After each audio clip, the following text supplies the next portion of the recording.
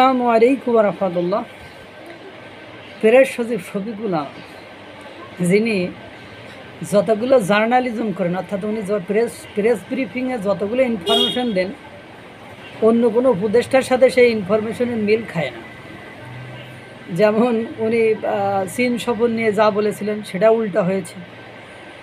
উনি আপনার নরেন্দ্র মোদীর সাথে ডক্টর মোহাম্মদ ইউনূসের সাক্ষাৎকারে যেটা বলেছিলেন তার উল্টা হয়েছে।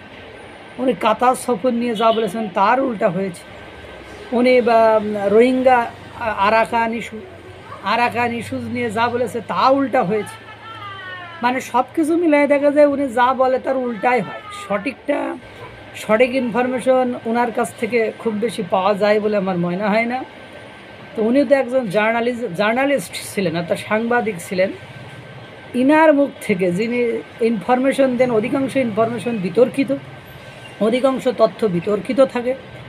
তিনি যখন সাংবাদিকদের বলেন যে জার্নালিজম শেখেন, জার্নালিজম করো, তখন সেটা সত্যিকার অর্থেই হাস্যকর মনে হয়।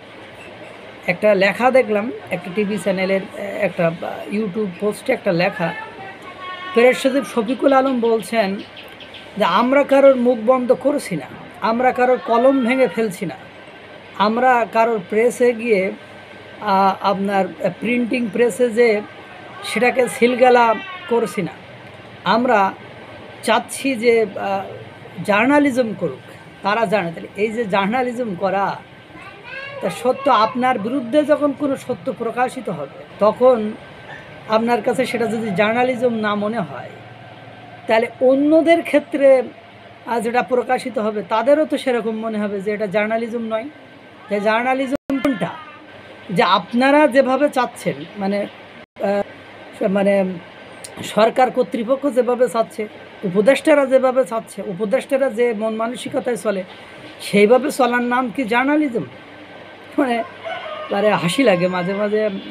আমার কাছে খুব হাসি লাগে যে এই ধরনের মানুষগুলো যখন যে ক্ষমতায় থাকে, ওই রকম আমরা আগের সরকারের আমলে দেখেছি। সরকার বলেছে গণমাধ্যমের স্বাধীনতা দেওয়া হয়েছে, অর্থাৎ গণমাধ্যমগুলো বারবার বলেছে আমাদের স্বাধীনতা বাকি, মানে তখন বলতে পারি নাই, কিন্তু সরকার পতনের পরে বলে যে আমাদের বাক স্বাধীনতা হরণ করেছে। বর্তমান সময়ে তো আমরা একই সিচুয়েশন দেখছি, যে সময় টিভি কী হলো সেটা আমরা দেখছি।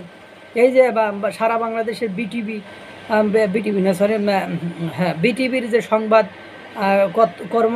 কর্মীদের ছাঁটাই করালো সেটা দেখছি আমরা। সেদিনও দেখলাম 4 জন সাংবাদিককে কীভাবে চাকরি খেয়ে ফেলা হলো, সেটাও আমরা দেখেছি। আপনি জার্নালিজম বলতে কী বোঝান? যে আপনি যেটা বলবেন সেটা সত্য, আর অন্যরা যেটা বলবে সেটা সত্য নয়, এটার নাম জার্নালিজম? আপনার মনের মতো করে ব্রিফিং করার নাম কি জার্নালিজম? মানে সত্যি হাস্যকর। এভাবে যদি চলতে থাকে, আসলেই দেশ ও জাতি একসময় ধ্বংস মানে কতটা হয়েছে সেটা তো আমরা বুঝতে পারছি। বাকিটা দেখার বিষয় যে কোথায় আমাদের অবস্থান হয়। আল্লাহ তাআলা সকলকে ভালো রাখুক, সুস্থ রাখুক। আসসালামু আলাইকুম ওয়া রাহমাতুল্লাহ।